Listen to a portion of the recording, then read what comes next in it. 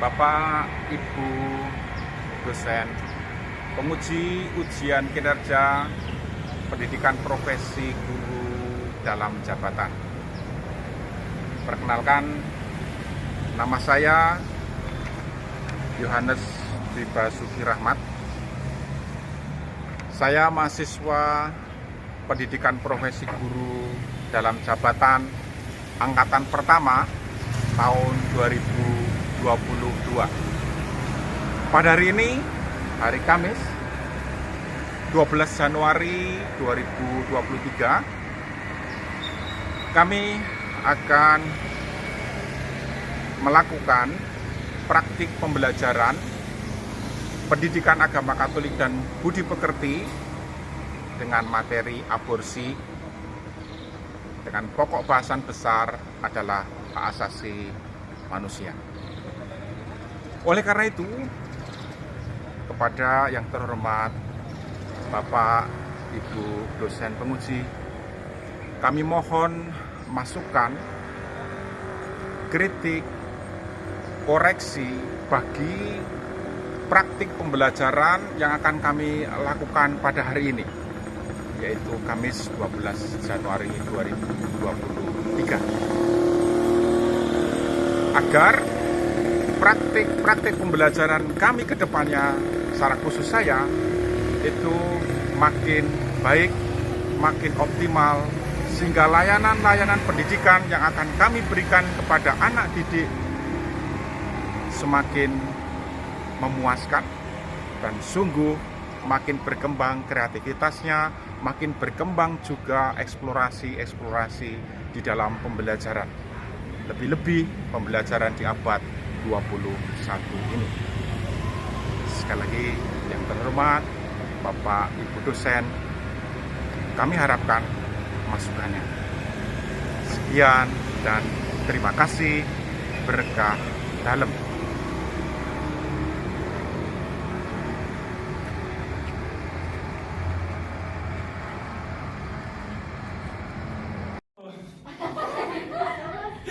Good morning.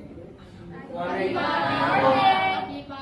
Pagi semuanya. Selamat pagi, Pak. Selamat pagi, semangat pagi.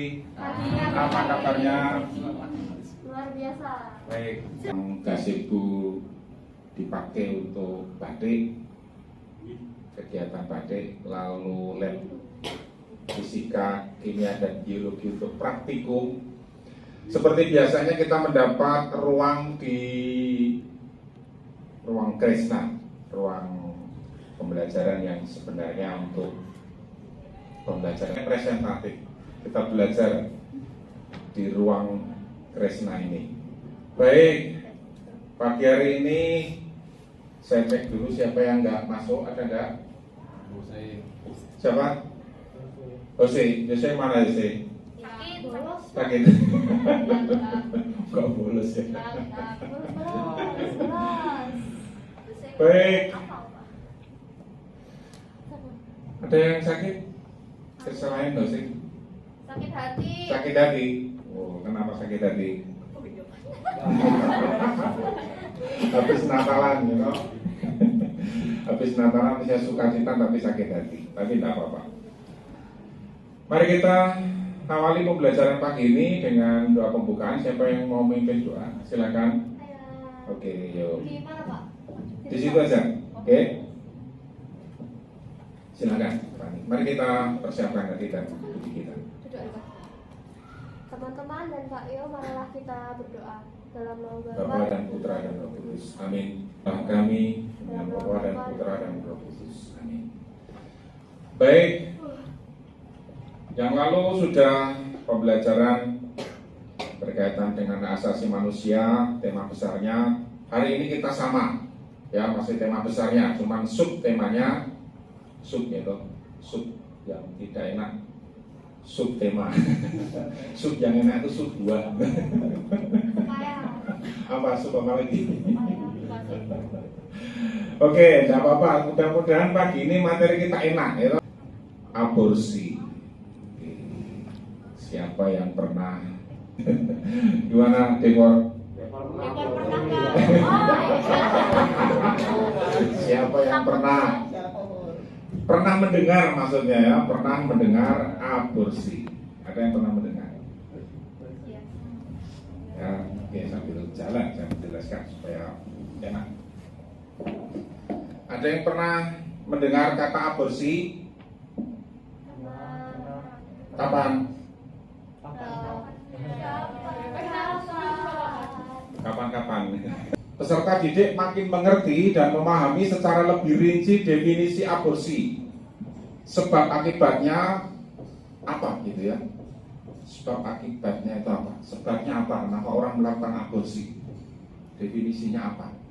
Berakar dari kata apa aborsi itu? Lalu pandangan gereja terkait aborsi. Gimana? Gereja punya pandangan secara khusus tidak kaitannya dengan aborsi ini.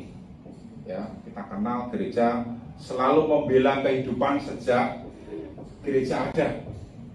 Tapi hari ini gereja bicara aborsi. Lalu hukum negara dan langkah-langkah pencegahan preventif.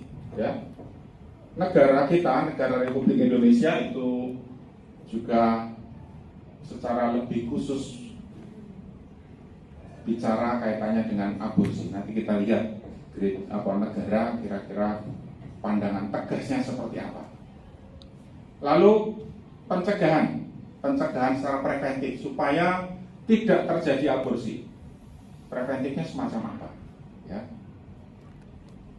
Sehingga mampu bersyukur atas perjalanan hidup sebagai penyertaan Tuhan. Oke, sampai di sini siapa yang sudah pusing? Ada nggak? Amanah. Terima kasih. Sampai di sini ada yang mau disampaikan dulu? Kalau dari saya sih belum, Pak. Masih paham. Masih paham ya? Masih paham tujuannya ya, tapi nanti tujuannya seperti apa kita ikuti berikutnya.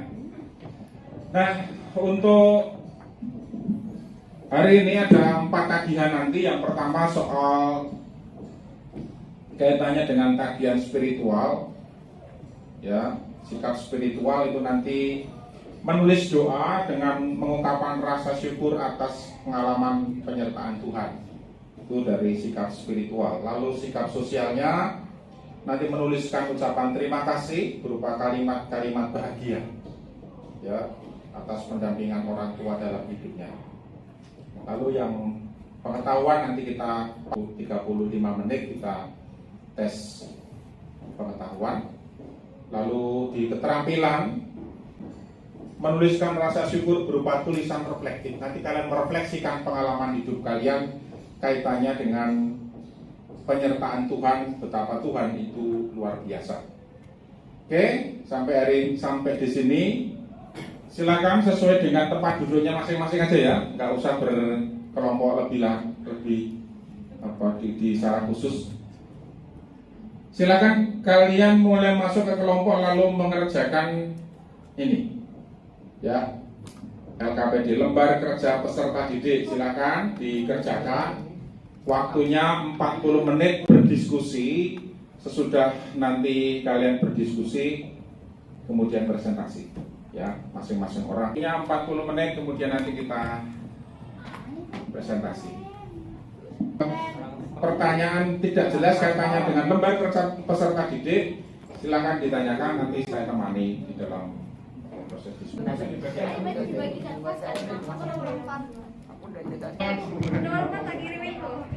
Silakan. Kalau terserah saya cari nanti aku baca aja deh. Boleh, nanti dirangkum juga. Sekian. Namanya sintak. Apa yang pasal-pasal itu bisa dipakai secara keseluruhan, lalu kamu membuat rangkuman atau membuat rumusan, lalu itu menjadi sintaksis. Itu sesuatu yang justru sulit, tapi kalau bisa dilakukan tidak perlu. Kalau memang bisa membuat sintaksis nggak apa-apa.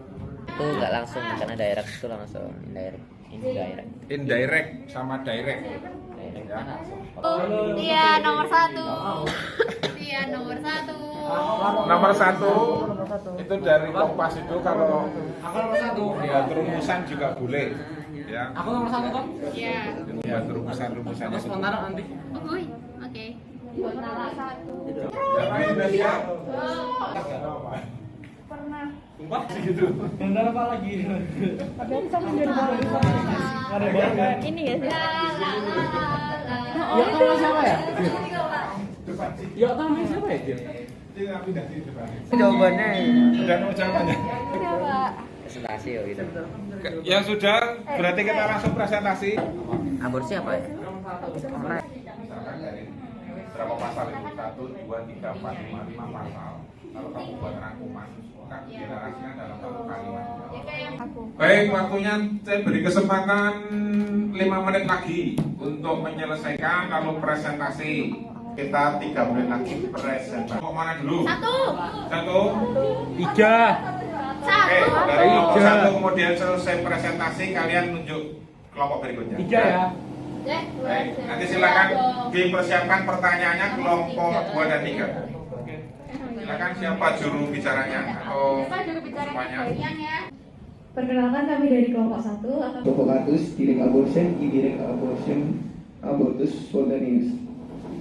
Abortus provocatus adalah rekayasa dan Lalu untuk nomor 4, silakan. Nomor 4 terkait aborsi, hidup dan mati manusia itu hak Tuhan, jadi kita nggak bisa membunuh janin tanpa memandang latar belakangnya dan akan dijatuhi pidana penjara. Selanjutnya adalah langkah-langkah preventif agar tidak terjadi tindakan aborsi. Yang pertama adalah peran orang tua, tokoh masyarakat, dan tokoh agama dalam membentengi nilai-nilai agama generasi muda sangat penting. Pergaulan menjadi hamil. Penanaman nilai-nilai agama yang kuat, mengedukasi kalangan remaja akan bahaya pergaulan bebas harus menjadi perhatian baik keluarga, masyarakat maupun lingkungan sekolah. Masyarakat juga hendaklah aktif menginformasikan jika ada aktivitas klinik kesehatan yang Tanya dari kelompok 2. Ya itu sih ah. Elek banget. Oke, silakan tanya, yuk langsung. Silakan. Yang pertanyaan kayak hamilnya di luar rahim kayak hamil apalah itu namanya, itu boleh nggak aborsi? Kan bayangkan ibu sama anak. Aku mau nambahin, kan diusahain buat apa? Nyelamatin duanya gitu loh. Jadi nggak mesti aborsi, tapi bisa lebih ke diusahain nyelamatin keduanya. Emang nggak? Kehamilan elektro itu Oke, kelompok 3 ada pertanyaan? Aplaus dulu, terima kasih kelompok 1. Silakan menunjuk di kelompok berikutnya. kelompok 3. Perkenalkan kami dari kelompok 3 akan mempresentasikan hasil. Kami di sini akan mempresentasikan hasil kerja kami. Yang pertama, nomor 1, poin pertama adalah buatlah 3 rumusan pertanyaan dari artikel tersebut.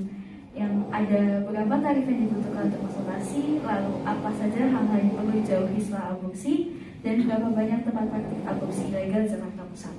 Lalu untuk poin kedua yaitu bagaimana perasaan ketika mengetahui kasus tersebut. Sudah pasti sedih dan terkejut akan banyaknya praktik aborsi yang masih beredar. Lalu poin ketiga, apa makna aborsi menurut artikel tersebut?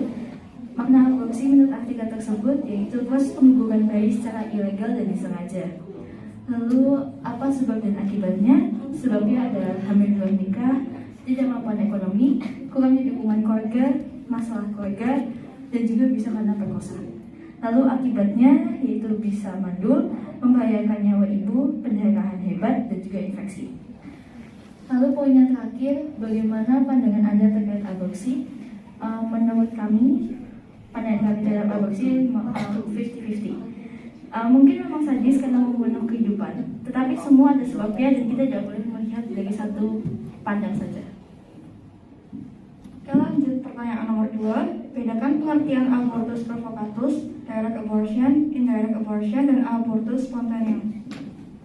Yang pertama, abortus provocatus, yaitu pengakhiran kehamilan, pengguguran pengguguran janin atau aborsi yang dilakukan secara disengaja. Yang kedua, direct abortion atau aborsi secara langsung, yaitu aborsi yang bertujuan langsung untuk membunuh janin. Kebalikannya ada indirect abortion, yaitu aborsi secara tidak langsung, yaitu pengguguran janin yang bukanlah tujuan dari dilaksanakannya aborsi. Contohnya, orang tersebut memiliki kanker pada saat hamil yang mengharuskan rahimnya diangkat. Janin akan mati setelah pengangkatan rahim, namun kematian janin itu bukanlah tujuan dari aborsi ini. Lalu, abortus spontaneous. Kehamilan yang berakhir ketika usia janin kurang dari 20 minggu atau beratnya kurang dari 400 gram yang disebabkan oleh faktor alamiah, atau kehamilan berakhir sebelum janin dapat bertahan.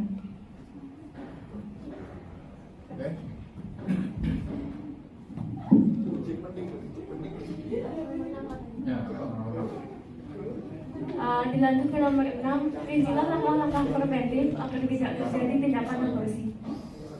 Yang pertama yaitu selalu bersyukur atas apa yang telah dikaruniakan Tuhan kepada kita. Yang kedua yaitu mengikuti sosialisasi tentang kehamilan dan aborsi, menciptakan pergaulan remaja yang sesuai dengan akar budaya bangsa, menyadari tentang hak asasi manusia. Karena jika pembuahan sudah terjadi, berarti sudah terjadi kehidupan yang baru di dalam rahim. Yang selanjutnya yaitu mencari dukungan dari pihak lain sehingga tidak terjadi keinginan untuk aborsi. Lalu, memahami hukum tentang aborsi yang berlaku di Indonesia. Sekian dari kelompok kami, adakah yang ingin bertanya? Baik, kalau mau bertanya silakan yang keras pertanyaannya karena kayaknya ada renovasi gedung sehingga suaranya masuk ke sini. Kalau bertanya silakan. Kelompok, oke, Abel. Silakan. Contoh tindakan preventif yang tadi katanya meminta dukungan dari pihak lain itu contohnya apa? Ada nggak? Kita sponsor. Contohnya, contoh tindakan mendukungnya itu seperti apa? Meminta dukungan dari pihak lain berarti minta saran dari misalnya orang tua atau sahabat atau teman terdekat. Minta saran yang terbaik lah pokoknya. Curhat gitu. Intinya kayak curhat gitu. Iya, curhat habis itu Dikasih dukungan. ya dikasih dukungan, terus dukungannya disarankan mana yang harus dilakuin, mana yang enggak. Itu kita harus tahu. Terima kasih. Oke. Ada lagi? Kalau misalnya hamil di luar nikah gitu kan? Oke, yang keras. Yo. Jadi gini, aku mau tanya pada subbab sebelumnya itu kan ngomongin tentang kayak ada impoten segala macam gitu kan buat kayak menentukan pasangannya biar biar nikahnya itu sah gitu kan. Nah, cara ngecek biar orang itu nggak impoten itu kan salah satunya dengan berhubungan seksual. Loh, benar kan? Benar, guys. Nah, kalau misalnya nih secara kebetulan saat berhubungan tiba-tiba muncul nih satu bayi gitu. Terus habis itu boleh nggak diaborsi? Silakan, boleh nggak? Nih mau katanya cek ya, impoten atau tidak, kebetulan pas tidak impoten. Nah, jadi. Nah.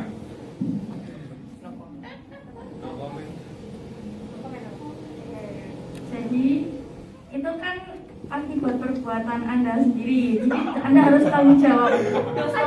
Iya, dan tanggung sendiri. Nah, kenapa kalau belum nikah itu kan bisa pakai tindakan medis ya pengecekannya, nggak harus berhubungan begitu. Jadi ya tanggung jawab Anda sendiri. Biar santai banget. Gimana Tian? Oke, berikutnya kelompok 1, silakan. Sekali saya sangat menambah wawasan saya. Gimana? Sangat menambah wawasan saya. Menambah wawasan. Oke, Pak Panji. Enggak ada Pak, aman Pak. Ya ada Pak, saya tanya. Ya. Yang presentasi dari kami, mohon maaf apabila ada kesalahan. Terima kasih. Oke, terakhir kelompok 2 ya. Ya. Selamat pagi semua. Yang pertama, buatlah 3 rumusan pertanyaan dari artikel tersebut. Rumusan pertanyaannya adalah berapa biaya yang dikeluarkan, bagaimana orang tahu di situ ada praktik aborsi, dan yang ketiga, mengapa masih ada praktik aborsi. bagaimana perasaan Anda? Perasaan kami tentu saja kecewa dan lumayan sedih. Makna aborsi menurut artikel tersebut adalah pengguguran bayi ketika ada hamil di luar nikah. Sebabnya mungkin ada hamil di luar nikah yang ada kehamilan yang tidak diinginkan. Kalau akibat aborsi yaitu mungkin saja wanita yang melakukan aborsi ini menjadi mandul. Lalu pandangan Anda terkait aborsi, kami sangat tidak setuju terkait adanya praktik aborsi, apalagi ilegal. Lalu yang nomor 2, pengertian dari abortus provocatus, direct abortion, indirect abortion. Kemudian untuk yang nomor 6, langkah-langkah preventif agar tidak terjadi tindakan aborsi. Yang pertama, mencari bantuan kepada orang dewasa atau orang terdekat, mempertimbangkan tindakan yang akan dilakukan itu benar atau salah, kemudian mencari dukungan, dan mengikuti semacam sosialisasi atau mendapatkan edukasi kepada remaja agar semakin berhati-hati dalam bergaul. Sekian dari kelompok kami. Apakah ada pertanyaan dari kelompok 1 dan 3? Ya, Agnes. Bertanya, kan tadi yang nomor 2 itu kan ada abortus provocatus sama direct abortion. Nah itu dijelasin nggak sih bedanya tuh apa secara rinci? Soalnya kalau kita lihat sekilas, kalau provocatus itu kan yang secara disengaja dan direct itu yang langsung untuk membunuh janin. Itu bedanya apa ya? Jadi kalau abortus provokatus itu kayak dia emang untuk menghentikan kehamilannya kehamilan si ibu atau dia mau bunuh karena ada sebabnya. Tapi kalau yang direct abortion ini emang tujuannya secara langsung tanpa ada sebab-sebab tertentu. Ya, itu penjelasannya kira-kira. Ya, apakah ada pertanyaan lagi dari kelompok 1 dan 3? Mohon maaf apabila terdapat salah kata. Terima kasih. Kita berikan aplaus untuk semuanya. Silakan kembali ke tempat duduknya. Baik, saatnya sekarang kita membuat kesimpulan. Tadi saya sempat catat.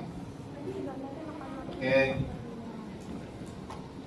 Ini ya catatan dari yang kalian punya, yang kalian dipresentasikan itu muncul 1, 2, 3, 4, 5, 6, 7, 8 poin. Silakan nanti masing-masing kelompok saya beri waktu 1 menit, 2 menit untuk membuat kesimpulan dari 8 keyword atau kata kunci yang kalian presentasikan tadi. Yang pertama adopsi, muncul istilah adopsi. Lalu kedua kondisi medis, janin mati itu bukan tujuan. Itu menarik sebenarnya ya. Hidup mati di tangan Tuhan.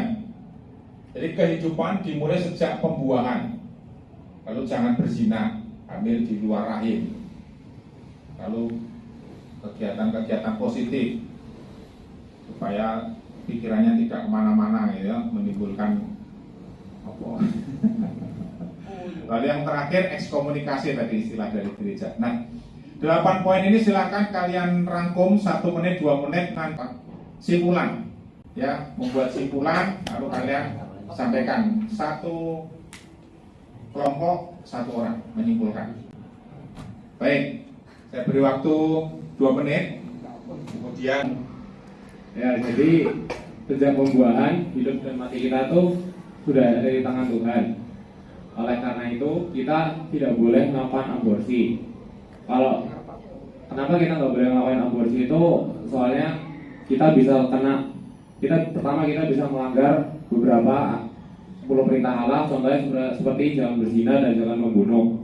Selain itu kita juga bisa melanggar hukuman dari gereja, yaitu ekskomunikasi. Gimana sih cara kita ngepreventif untuk melakukan aborsi ini? Yaitu yang pertama jangan hamil di luar nikah. Jadi kita harus melakukan kegiatan-kegiatan yang positif terus kalau misalnya ada aborsi kan pasti ada akibatnya. Kenapa dilarang? Akibatnya itu perempuan bisa mengalami mandul. Nah, kalau misalnya perempuan udah mengalami mandul ini kan berarti kan nggak bisa punya anak. Nah, kita bisa pakai cara adopsi dari panti asuhan gitu. Nah, kayaknya udah semua gitu. baik, terima kasih kesimpulannya. Lalu saya beri penegasan ya, kemudian sesudah saya beri penegasan, kalian nanti mengerjakan 4 bagian pertanyaan tadi, aspek spiritual, sosial, pengetahuan, dan aspek keterampilan. Jadi 4 bagian yang harus kalian kerjakan selama 35 menit. Nah sekarang saya beri penegasan, mari kita lihat apa penegasannya. Penegasan ini saya ambil dari chat saya dengan Romo Dr. Purwo Hadiwardoyo, seorang Romo ahli moral. Ya, pertanyaannya seperti itu. Mari kita lihat. Bayi dalam kandungan yang diketahui pasti secara medis kepalanya tidak berkembang, contoh otak, hidung, mulut tidak berkembang. Lalu kasus perkosaan hebat hingga menyebabkan kehamilan pada sang ibu, tadi sudah disinggung soal perkosaan. Lalu ibu yang rahimnya terserang kanker ganas sementara di dalam rahim tersebut ada bayi yang tumbuh berkembang. Lalu pandangan soal bayi tabung tadi tidak muncul, tapi di chat saya karena saya mengantisipasi seandainya ada pertanyaan. Saya chat sebelumnya. Lalu yang kelima, bayi yang tumbuh di luar kandungan normal tadi muncul pertanyaan. Nah, jawaban beliau yang pertama tergantung dalam arti mana kepalanya tidak berkembang. Ada ya, kepalanya justru berkembang lebih besar. Apa namanya? Hidrosefalus. Dulu waktu istri saya hamil, anak saya, kalau memang di USG itu kelihatan. Jadi berapa ukurannya dari waktu ke waktu, sebulan sekali itu kelihatan. Nanti kalian akan calon ibu dan calon bapak ini, nanti ketika kalian USG akan melihat bayi di dalam kandungan itu memang berat-berat. Kalau sudah 5 atau 7 bulan begitu kita sapa di perut itu dia nendang-nendang. Nanti akan merasakan calon bapak ngisi dekor. Tapi nanti sudah nikah ya. Calon ibu yang bapak sini, tapi bukan Boris. Ya, nomor 2, kalau terjadi perkosaan hebat, yang membutuhkan terapi psikis adalah ibunya, bukan janin itu. Ya, maka perkosaan itu harus diterapi psikis sampai bisa menerima keadaan. Kalau kemudian dipertahankan bayinya, tadi muncul istilah adopsi tadi, bagus. Lalu yang ketiga, kalau rahimnya harus diangkat meskipun memicu keguguran, boleh dilakukan histerektomi. Jadi pengangkatan rahim, ya rahim boleh diangkat. Histerektomi. Yang keempat, bayi tabung tidak diizinkan gereja karena dalam prosesnya terjadi pembuangan beberapa embrio. Jadi ada dicoba, ada yang embrionya bagus lalu dijadikan kehidupan baru, yang nggak bagus lalu dibuang. Ini juga berbahaya, maka dilarang, tidak boleh. Yang kelima, dokter harus berusaha menyelamatkan dua-duanya dan menerima semua resikonya jika terjadi di luar rahim. Maka prinsip gereja adalah membela yang lemah. Siapa yang lemah, itu yang akan dibela gereja. Oke, saya kira itu. Masih ada yang mau ditanyakan kaitannya dengan apa materi kita? Ada? Kalau tidak ada, silakan dikerjakan tesnya. Tes usai materi silakan dikerjakan, kemudian dikumpulkan. Waktunya 35 menit. Lalu kita tutup nanti bersama-sama. Ya, silakan. Pakai kertasnya masing-masing atau pakai buku boleh dikumpulkan. Pan cukup 10. Tidak terbaca ya? Oke, saya kirim di grup ya soalnya, supaya kalian bisa baca masing-masing di handphonenya. Dan dikumpulkan terus kita tutup. Oke, silakan dikumpulkan kelompok. Dikumpulkan ya, semuanya bawa ke depan catatannya. Baik, terima kasih semuanya. Pembelajaran kita akhiri pada pagi hari ini, hari Kamis 12 Januari 2000. Berdoa bersama-sama. Yuk kita tutup. Mari teman-teman semua untuk menutup pembelajaran pada hari ini, mari kita berdoa. Dan Bapak Yesus. Baik, thank you semuanya. Cikgu. Apa sih kamu Terima kasih, Cikgu.